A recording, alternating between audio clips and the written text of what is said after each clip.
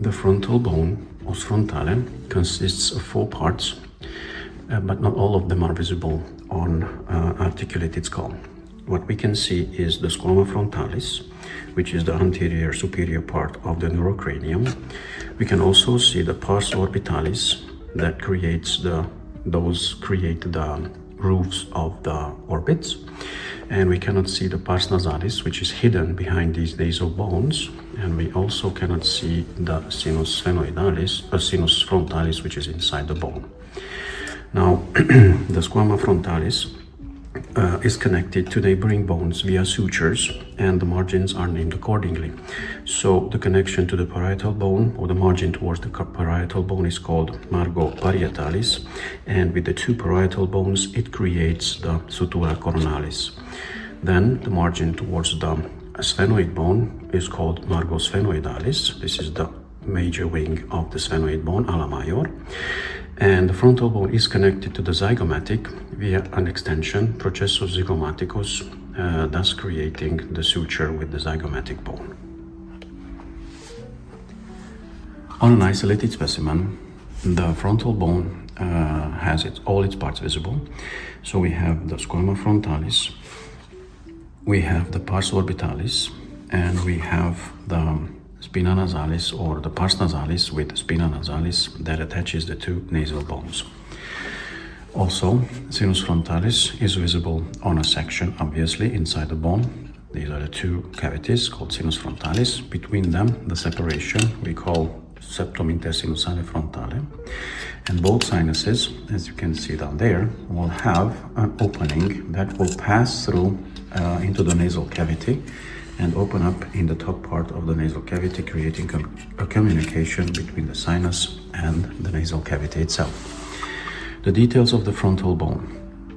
We have margo supraorbitalis that separates the squama from the orbital part, which is interrupted by 2 notches, the incisura supratrochlearis and incisura supraorbitalis. They can be either a notch or an opening, so we call them, based on their characteristics, either an incisura or a foramen. Above margo supraorbitalis, we have arcus superciliaris, which is a bony ridge on both sides, and between them we have a flat surface, a flat depression called glabella. Tuber frontale is on either side of the midline on the squama, and then we have the extension of margo supraorbitalis laterally into processus zygomaticus for the meeting with the zygomatic bone.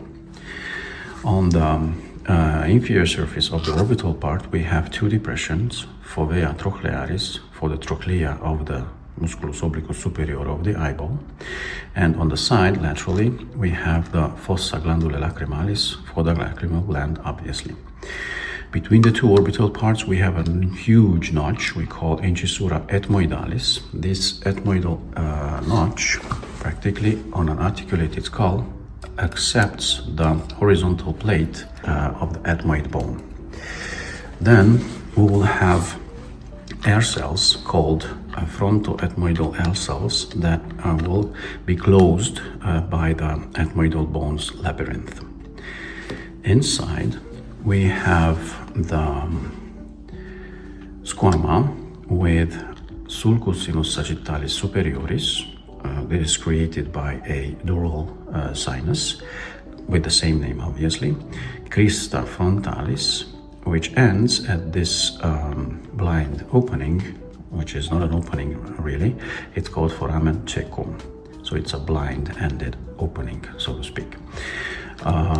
The orbital parts, the cerebral surface of the orbital parts looks jagged because it is indented by proeminences and depressions created by the frontal lobes, gyri and sulci of the brain, and these are called impressiones digitate, from the fingers, the digitiform finger-like impressions.